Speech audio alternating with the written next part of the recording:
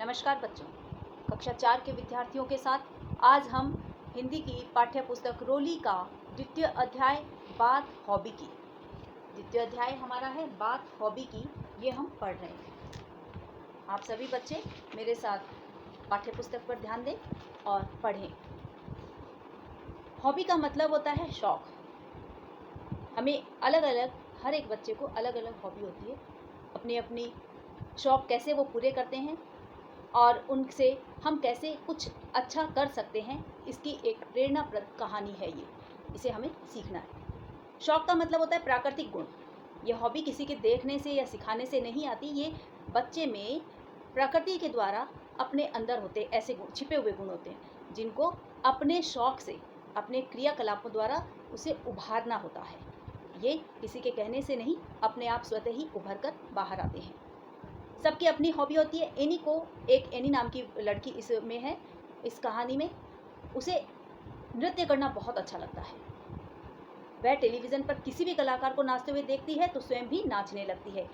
Any का भाई David है, उसकी हॉबी है गिटार बजाना और उसे उसकी माँ जेनिफर को कढ़ाई करने का शौक़ है।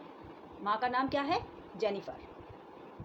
घर में शायद ही कोई चादर पर्दा ऐसा रहा होगा जिसने जेनिफर ने जिस पर अपनी कलाकृति, कढ़ाई इत्यादि नहीं की। यानी उसने सभी पर अपने हाथ से बनाया हुआ कुछ न कुछ तैयार कर रखा है। हर व्यक्ति का कोई ना कोई अपना एक शौक होता है। जब आप अपने आसपास के लोगों को देखेंगे, आदतों पर ध्यान देंगे तो आपको पता चलेगा कि लोगों को तरह तरह के शौक होते हैं। किसी को पतंग उड़ाने का, किसी को क्रिकेट खेलने का, किसी को कुत्ते पालने का इत्यादि। अनेक लोग डाक टिकटों का संग्रह करते हैं। संग्रह यानी इकट्ठा करते हैं, एकत्रित करते हैं डाक टिकट। डाक टिकट संग्रह की हॉबी रखने वाले लोग अपनी मनपसंद की डाक टिकट को पाने के लिए धन भी खर्च करते हैं। डाक टिकट का संग्रह करने वाले अधिकतर लोग पुराने और इस्तेमाल किए हुए डाक टिकटों का संग्रह करते हैं। नए और बिना मुहर लगी टिकटों का उतना कोई महत्व नहीं होता है। जिस टिकट पर मुहर नहीं लगी है उसको संग्रह करने का कोई फ़ायदा नहीं होता है, जितना कि मुहर लगी हुई डाक टिकट को एकत्रित करने से होता है। जब डाक विभाग कोई नया टिकट निकालता है तो संग्रह करने वाले लोग उस टिकट को खरीदने के लिए उतावले हो जाते हैं। डाक विभाग नए टिकट को लिफाफे पर चिपकाकर उस पर डाक की मोहर लगाकर बेचता है। ये टिकटें केवल बड़े डाकघरों में ही मिलती हैं। डाक विभाग द्वारा विशेष अवसरों पर जारी किए जाने वाले ये डाक टिकट विशेष लिफाफे पे ही छापे और बेचे भी जाते हैं। इन डाक टिकटों के बारे में कुछ जानकारी भी छिपी होती है। डाक टिकटों का संग्रह एल्बम में किया जाता है।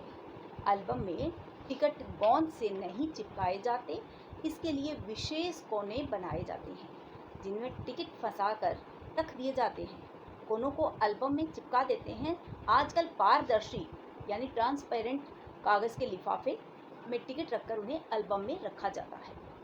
अब दूसरा, ये तो था डाक टिकट का संग्रह। दूसरा है तितलियों का संग्रह। कुछ लोग अपनी मनपसंद से तितलियों का भी संग्रह करते हैं।